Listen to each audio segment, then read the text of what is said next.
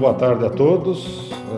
Eu sou Jarbas Guimarães, um dos sócios da Siminetics, e tenho hoje a honra, né, de ter recebendo aqui no nosso evento três pessoas, três professores que são, no nosso entendimento, grandes conhecedores do assunto sobre o qual nós vamos falar. São todos professores, né, do Instituto Mauá de Tecnologia, da Escola de Engenharia Mauá, que é uma das mais conceituadas entidades de ensino do país, que possui também um centro de pesquisa muito avançado para justamente manter os alunos, os estudantes próximos da realidade, da indústria e das suas carreiras de engenharia. E os três que estão aqui são professores, né, do curso de pós-graduação da Mauá, sendo que o professor Cabral é o coordenador do curso de pós-graduação em Indústria 4.0 e em embalagens também. O professor Ari é professor do curso de pós-graduação em Indústria 4.0 e pesquisador. E o professor Mauro também leciona na pós-graduação da Mauá e tem uma atividade bastante intensa na indústria, nas aplicações, né? Então, agradeço ao time que está aqui, que considero talvez a grande expoente do conhecimento em 4.0 no país. E eu começaria a nossa conversa rápida fazendo uma pergunta ao professor Cabral, como coordenador do curso, e perguntaria para ele o seguinte: nós, na Siminetics, nós lidamos com estratégia, com inovação e com excelência operacional, né? Nessas três vertentes, com muita frequência, o assunto indústria 4.0 vem à tona. Ou seja, ele se aplica às questões de estratégia, ele é visto como uma inovação e ele é visto como um instrumento de excelência operacional a todo momento, né? Então, eu perguntaria ao professor Cabral por que esse tema é tão atual e tão presente, o que é exatamente indústria 4.0, porque nem todos que nos assistem talvez estejam tão familiarizados, né? Uma rápida definição do que é isso, e também se a palavra indústria é mais genérica ou se ela limita, de alguma forma, o tema 4.0 à manufatura, né, professor Cabral? Obrigado pela sua participação, com algum sacrifício, como vemos, mas é muito importante para nós. Ligue o seu microfone. Eu estou com o carro parado, você está me ouvindo? Sim, muito bem. Sim, muito bem. O carro está parado, eu estou com a faixa de segurança, pisca-alerta ligado, portanto, não estou cometendo nenhuma infração. Escolhi um lugar aqui razoável com alguma segurança.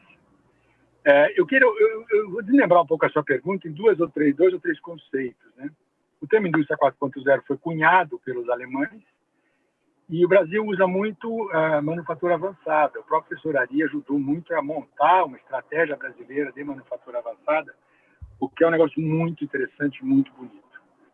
Eu tenho uma definição até meio simplória, que é a seguinte: são sistemas autorregulados que permitem que a produção de lotes econômicos de até a humanidade seja possível, ou seja, a conectividade entre os sistemas. E, ou seja, é muito mais um conceito, é muito mais um estado de produção que começa, e o Ari vai explorar isso claramente, né, por eu vou chamar de gigantesco, porque é gigantesco, processo de Lean. Quer dizer, você reduz todos os seus desperdícios, otimiza o seu processo, e aí sim você começa a pensar como eu vou na minha jornada. Não é, muitas vezes as pessoas pensam, 4.0, vou comprar equipamentos de altíssimo nível. Não é isso, né? É muito mais você ter um modo de dirigir a sua empresa, um modo de adicionar valor na sua empresa, fazer com que máquinas, equipamentos, instrumentos, pessoas, instalações, todas se conectem. Então, isso vale para qualquer sistema produtivo, né? Até se eu tivesse que dar esse nome, eu daria sistemas produtivos 4.0. E tudo é um sistema produtivo e me parece mais razoável. Muito bom. Muito obrigado. Professor Ari, muita gente nos pergunta aonde o 4.0 pode nos levar, né? Como que está o Brasil nisso? como que está o Brasil avançando em relação aos países mais desenvolvidos, a própria Alemanha, que é, digamos assim, o berço da ideia, né? Mas no mundo todo há movimentos.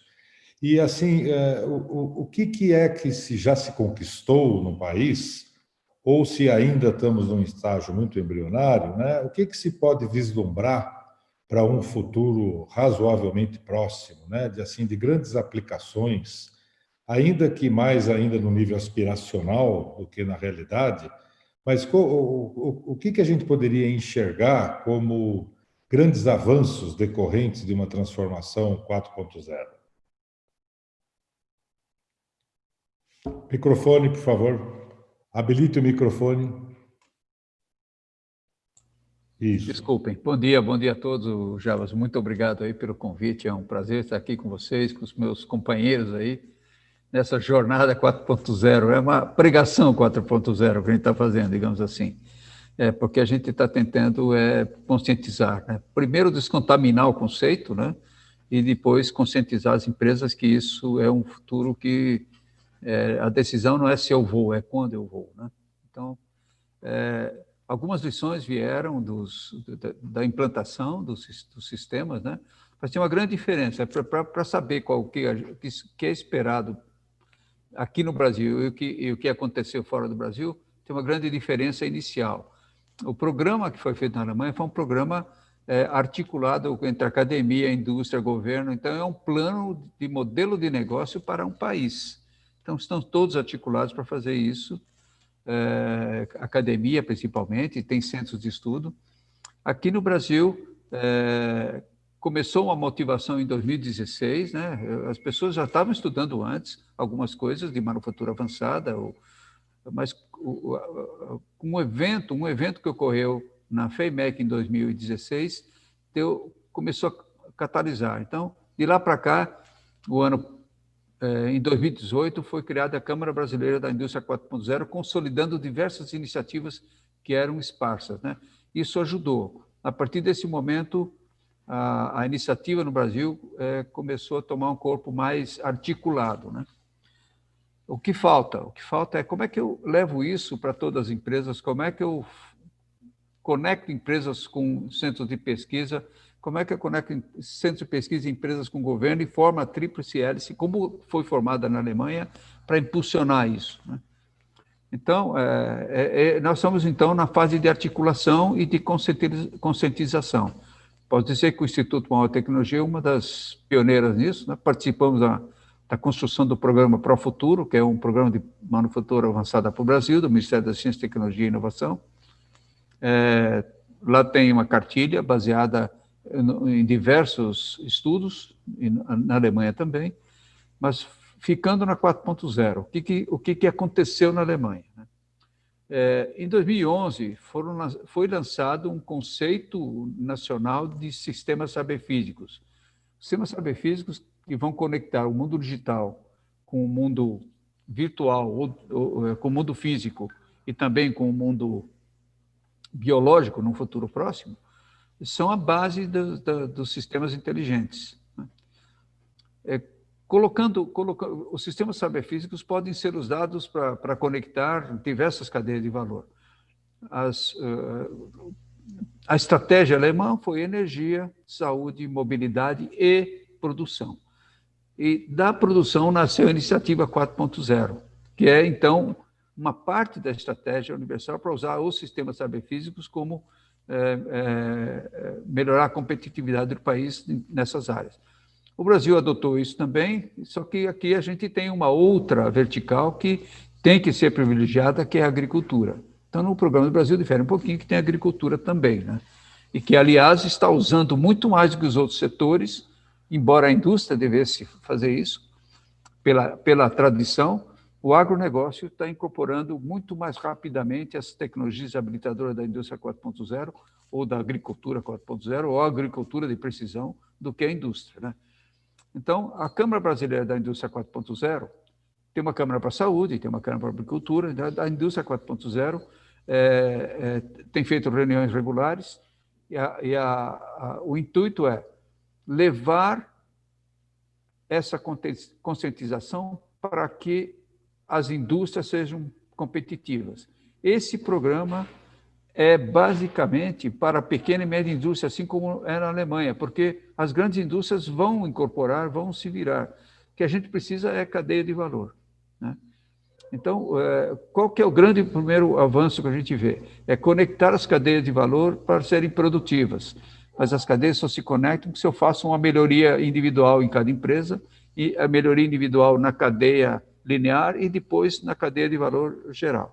Então, esse é o grande... É um ganho rápido que a gente poderá ter se as cadeias se articularem. Esse é o ganho. E no que se baseia isso? Só para terminar aqui, eu sei que é um pouco... É um tratado, como eu disse. Dá para falar horas e horas sobre isso.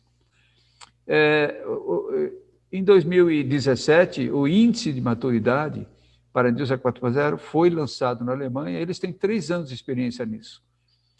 Chegou na mesma época que a gente começou a trabalhar com índice de maturidade junto com a Alemanha. A gente desenvolveu algumas metodologias, tem uma metodologia pronta de avaliação, porque esse índice de maturidade não é apenas um indicador, não é apenas uma foto.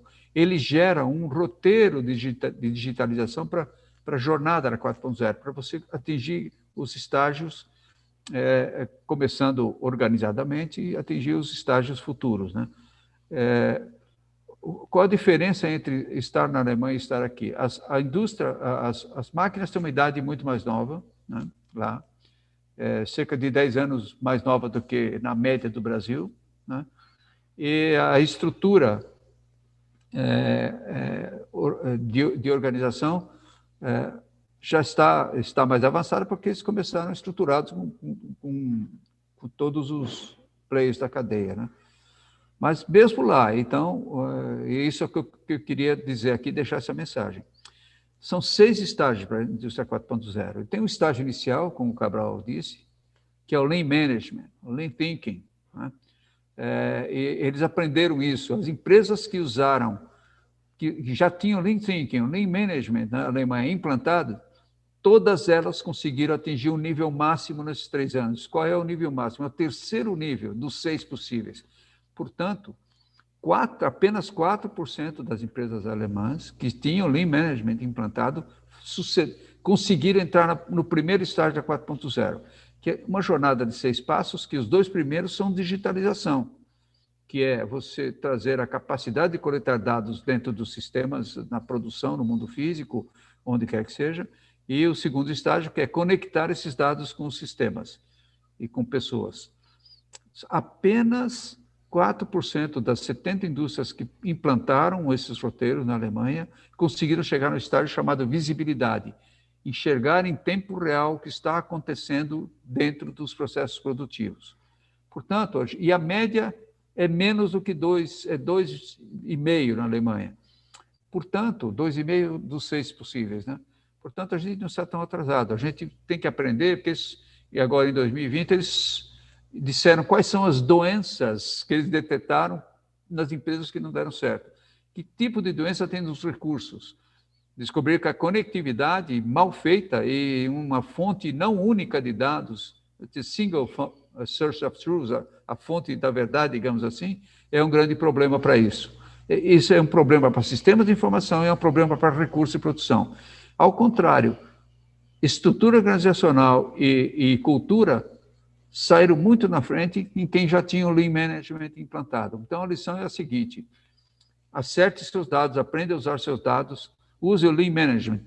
Você, nesse momento, poderá começar a se estruturar para fazer um plano de digitalização e iniciar a jornada 4.0. Tudo bem? Muito bem. Da sua fala, professor Ari, eu depreendo que a importância de se enxergar numa cadeia é muito grande. Ou seja, uma organização, uma indústria ou uma empresa que queira investir ou que queira se dedicar e se aprofundar nesse assunto, se o fizer por si só, ou seja, sem olhar para aquilo que está na sua cadeia, atrás e adiante, fornecedores, parceiros, clientes, tende a ter uma dificuldade muito maior, né? O que me leva a crer que as iniciativas de associações seriam importantes nesse momento para a gente recuperar e aumentar a velocidade de desenvolvimento do Brasil? Uma indústria deveria ter, através de sindicatos ou de órgãos de sociedade, de alguma maneira, o próprio governo, de trazer outros elementos dessa cadeia para que o esforço seja potencializado, né? E que as sinergias entre as organizações sejam melhor capturadas. Isso faz sentido? Sim, sim. Faz sentido e faz sentido em qualquer lugar. Além de ter um roteiro, você tem que ter uma visão, né? A empresa tem que ter uma visão de fazer isso para ela, né? Que isso vai aumentar a eficiência, vai diminuir máquinas paradas, vai levar os produtos ao mercado mais rapidamente, e vai gerar, na verdade, um autofinanciamento para ela evoluir. Então, tem um guia para a empresa fazer para uma única unidade. Só que a indústria 4.0 só é válida para a cadeia de valor. Então, como é que eu faço, então, para uma cadeia linear e como é que eu faço um rollout para o resto do mundo, né? Para a cadeia toda, né? Então, a gente está aprendendo ainda a ficar dentro das empresas. Tem uma iniciativa de que a gente está participando, que por uma imposição legal, que é o Sistema Nacional de Controle de Medicamentos, a cadeia de valor farmacêutico está implantando um modelo universal de rastreabilidade para medicamentos, para evitar fraude, evitar desperdício, evitar, por exemplo, perda de vacina e tal. Essa lei obrigou a formar uma cadeia. Então, a gente está aprendendo a agir como 4.0 por força de uma imposição legal e que vem beneficiar. Obviamente, quem está acomodado procura, tem sempre quem é refratário à mudança, porque está bem no mercado, né? Mas se não fizer isso, essa cadeia de valor perderá para uma cadeia de valor mais eficiente em qualquer outro país, né? A gente já perdeu para a fabricação de medicamentos, se fabrica na China e na Índia, né? Então, como que a gente reforça cadeias aqui? Articulando as cadeias, usando esses conceitos. É isso aí. A questão é que a concorrência hoje é global, né? Assim, basta você ser melhor que o seu vizinho, né? Você tem que ser melhor que quase todo mundo. Só para complementar, desculpe. E o que nos ensina a 4.0? A colaboração pré-competitiva é fundamental, né? Porque desenvolver qualquer coisa a nível mundial é muito investimento de pessoas, recursos e financeiro. A colaboração pré-competitiva dentro da cadeia reforça a cadeia, né? A gente tem que ser colaborativo internamente para ser competitivo externamente.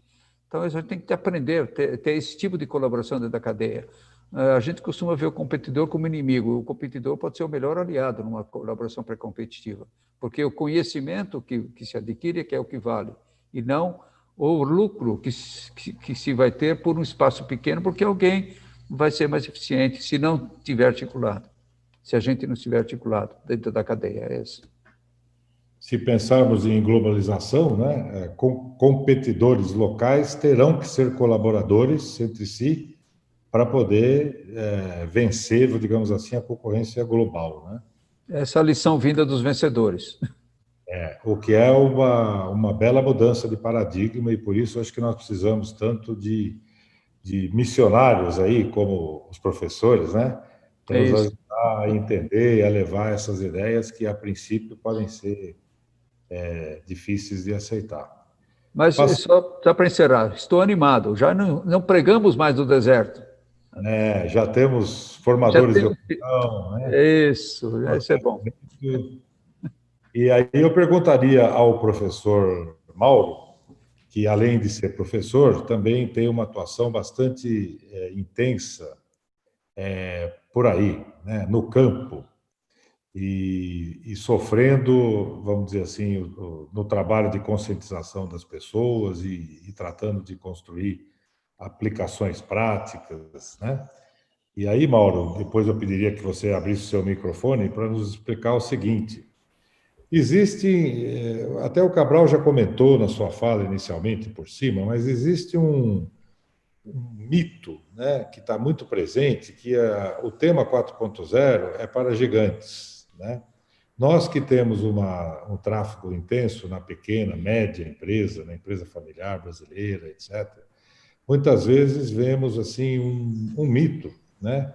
De que 4.0 é para gente grande, é para gente muito rica, é para gente que tem capacidade de investimento, vamos trocar tudo, vamos comprar máquinas novas, vamos digitalizar tudo, vamos adquirir software, ferramenta, tudo, e isso para mim, que sou um médio empresário, é impensável, né? Eu estou reproduzindo uma fala que a gente escuta. E como tal, eu vou acompanhando, né, vou vendo os movimentos, e se em algum momento eu for efetivamente obrigado a entrar nisso, eu vou entrar, né? E nós entendemos que esse é um comportamento equivocado, né? Mas eu gostaria do seu depoimento, especificamente com relação àquilo que é possível fazer, ou é possível iniciar, é possível aprender, motivar, sensibilizar com um gasto razoável, né? Prototipando coisas, fazendo coisas menores, fazendo coisas pequenas para entender o conceito, né? Propagar o conceito na organização, porque isso não é um pensamento do líder, esse é um pensamento que tem que estar disseminado. O 4.0 pressupõe a colaboração, como disse o Ari, e, portanto, todos os elementos da organização devem estar relativamente conscientizados e motivados para isso.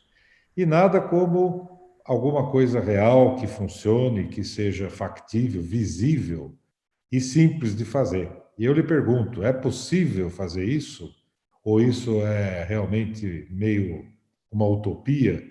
E tem razão quem pensa que 4.0 é para gente rica.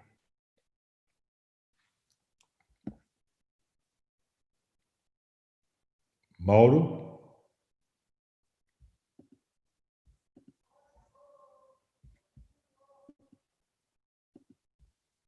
Alô, Mauro? Acho que eu, pelo menos, não estou... Jarbas, eu acho que ele caiu. Caiu. Uhum. A gente Ele espera ele caiu. conectar de novo, ele deve conectar de novo. Esperamos que ele não tenha se machucado, né? Mas, o Ari, como temos pouco tempo, enquanto o Mauro se reconecta, você poderia comentar pelo menos uma parte dessa questão? Eu posso. A gente tem trabalhado, o Mauro está trabalhando numa implantação agora, que a gente fez um piloto numa empresa de fracionamento de produtos farmacêuticos, usando esse conceito, começando com Lean. Temos um projeto Lean e colocamos os conceitos, né? Ele fez uma conta, ele vai pagar isso em menos de 6 meses. E vai ganhar, nos outros 6 meses ele vai ganhar para fazer o próximo passo. Ele já disse que vai estender. Portanto, a indústria 4.0 é autofinanciável. Se você fizer o piloto direito, ensinar as pessoas, você vai conseguir rapidamente recursos para progredir para o próximo passo. Então, é um mito isso, e que só grandes vão. Não. As tecnologias que estão por aí, disponíveis para fazer isso, Mauro, daqui a pouco você entra aí,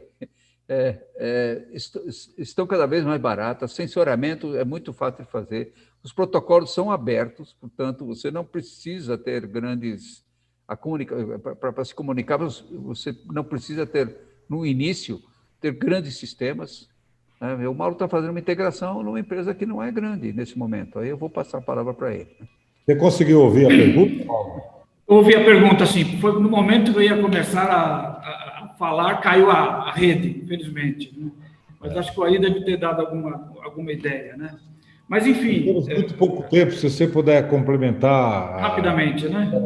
Sucinta, por favor. Eu acho que é importante nós sabermos que trata-se de uma jornada. Então, você vai começar de um determinado ponto. Então, é uma jornada que é uma escada que eu tenho degraus. Eu vou subir esses degraus. Cada empresa está num determinado degrau, numa fase. E não só dentro de uma mesma área, entre várias áreas. Então, eu preciso escalar esses degraus e eu preciso determinar em que ponto que eu estou. Não é o mesmo do meu vizinho, por exemplo. Meu vizinho está lá no 7º degrau. Eu estou no 2º, numa determinada área. Então, eu preciso colocar o meu capital, investir na indústria 4.0, sabendo qual é a necessidade da minha empresa. Isso nos remete a uma necessidade inicial. Onde eu estou dentro desse mundo da 4.0? Como eu estou? Então, as várias empresas estão em níveis diferentes. Então, passa por fazer um diagnóstico. Isso é possível de se fazer, a própria Catec determina como fazer isso. Você vai saber, olha, eu estou com dificuldades em recursos humanos, eu estou com dificuldades tecnológicas no meu processo, no meu sistema de armazenamento de dados, informações sobre o processo, já que a indústria 4.0 é baseada em decisões com base em dados, né? Então, eu vou determinar qual é a minha dificuldade. Eu cito um exemplo, por exemplo. Uma determinada empresa vai comprar um equipamento de produção. Então, ele vai ver no mercado, olha, existe uma máquina que ela é completíssima, ela é perfeita, ela é preparada para a indústria 4.0, ela tem sensores de vibração, de operação, de temperatura, que eu consigo ter todas as informações sobre ela. Olha, eu vou comprar esse equipamento, que é 4.0. Porém, imagina que na empresa que está adquirindo esse equipamento, ela não tenha, por exemplo, um armazenamento de dados ou uma rede compatível com essa máquina. Então, você vai investir um valor alto no equipamento que tem N recursos de comunicação, de rede, de informações de dados, de estados dessa máquina, que não serão úteis para você, porque você não tem uma estrutura de rede, por exemplo. Então, talvez seria o momento dessa empresa investir em sua rede, por exemplo. Ah, mas eu vou continuar com a minha máquina antiga? Eu não vou comprar essa máquina nova que está dentro da 4.0? Não precisa. Você pode, por exemplo, em algumas situações, habilitar uma máquina de 20 anos com equipamentos recentes de baixo custo para que esse equipamento capte as informações de temperatura, funcionamento, operação e mande para uma rede que você está investindo no momento. Então, você está aprendendo com aquela rede, aquela máquina antiga começa a te fornecer dados, e você se prepara para um futuro, quando você adquirir um equipamento adequado, compatível com a 4.0, ela já entra na sua rede. Isso é um mero exemplo que você tem que investir no ponto certo para a sua empresa. E não necessariamente seja o equipamento que o seu vizinho adquiriu. E nem sempre equipamento, muitas vezes passa pela cultura. Eu tenho que realmente dar condições para os meus funcionários acreditarem nas tomadas de decisões baseadas em dados, por exemplo. Isso faz parte de um procedimento, é um processo, né? Então, o que eu queria deixar claro é que nós temos que trilhar esse caminho. O mais importante é você colocar a sua bússola apontando para esse caminho da 4.0. E você vai fazendo pequenas ações de baixo custo, mas sempre na direção da 4.0. Porque se você não fizer isso... De novo, tivemos, acho que, um problema de conexão, mas eu acho... É o seguinte, vou falar em inglês, it's a case of do or die. Se você não fizer, o teu vizinho da porta fará e você certamente perderá espaço. Então, é isso. Se não fizer isso, não entrar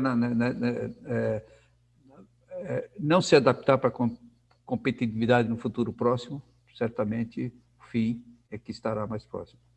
Isso. Eu acredito que o Mauro terá dificuldades para retornar, então estamos também no tempo. Eu faria uma pergunta ao professor Ari. Não é nenhuma pergunta.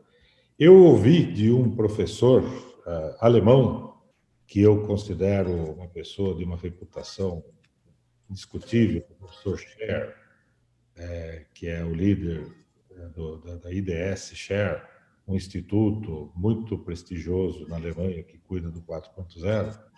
Ele uma vez disse, eu tenho uma recomendação, eu queria ouvir a sua opinião sobre essa recomendação, professor Ari. Ele disse o seguinte: pense grande, ou seja, não se limite àquilo que você enxerga hoje, pense num futuro mais amplo. Comece pequeno, porque se você começar muito grande, é capaz que você se perca, ponha esforços num lugar que não tem retorno, né? Mas comece, né? Não fique procrastinando a sua iniciativa. Ou seja, pense grande, comece pequeno, mas comece. Eu achei muito interessante essa fala. Eu queria saber a sua opinião sobre isso. se lhe parece adequado para o cenário brasileiro, que não é o mesmo do alemão, e se tem algum reparo nessa fala. Não tem um reparo. Ela é muito mais adequada para o brasileiro do que para a Alemanha. E é uma frase perfeita. O conselho é esse, realmente, né? O problema é como realizá-lo, né? Você vai começar uma jornada, coloque na sua mochila aquilo que você precisa para chegar lá. Não compre aquilo que te vende como 4.0. Entenda o que é 4.0 e leve o necessário. Não, você vai ter que jogar fora no meio do caminho e vai te atrasar na jornada. Então, comece pequeno, com a direção certa e com o preparo. Qual é o preparo certo? Você tem que se treinar um pouco para uma jornada, para um caminho, né? Vai para Santiago de Compostela, a mesma coisa, vai fazer uma jornada. Então, a jornada é que vai te ensinando o próximo passo, né? Então, faça isso. Prepare-se com o quê? Lean Thinking, Lean Management. Veja o que você pode fazer, escolha a primeira parada, mas enxergue o final. É isso. Muito bem, senhores. O nosso tempo acabou. Eu queria agradecer imensamente a participação dos professores e reconhecer o sacrifício que estão fazendo. Quer dizer, o professor Cabral está no carro, o professor Mauro está em algum cliente, com dificuldade de conexão, o professor Ari, que está um pouco mais estável, assim como eu, mas, de qualquer forma, valeu muito a participação. Eu acho que a Mauá, tenho acompanhado já há alguns anos a atuação da Mauá como entidade provedora de conteúdo e também capaz de facilitar experimentos. É uma instituição muito aberta, né, que recebe sempre muito bem todas as pessoas que a gente indicou e levou lá. E agradeço imensamente a participação de vocês e me coloco à disposição dos nossos ouvintes e participantes para fazer essa conexão com a Mauá, o que faço sempre com muito prazer e sempre sendo muito bem recebido. Então, quaisquer informações adicionais, qualquer discussão, qualquer dúvida, ou até mesmo pós-pandemia, uma visita física, se assim for permitido em algum momento próximo, por favor, encaminhe para a Siminetics, para a minha pessoa, e eu terei o máximo prazer de fazer a ponte com os nossos queridos professores aqui da Mauá. Agradeço a Dani, a Siminetics agradece, em nome da Siminetics, eu agradeço a todos os que nos prestigiaram com sua atenção e até uma próxima oportunidade. Muito obrigado a todos. Até logo. Até logo. Bom final de semana. Obrigado. Obrigado, Jarbas. Muito obrigado. Obrigado, Daniela, pelo apoio. Obrigado. Obrigado, Daniela. Obrigado, Jarbas. Obrigado pela oportunidade. Um abraço.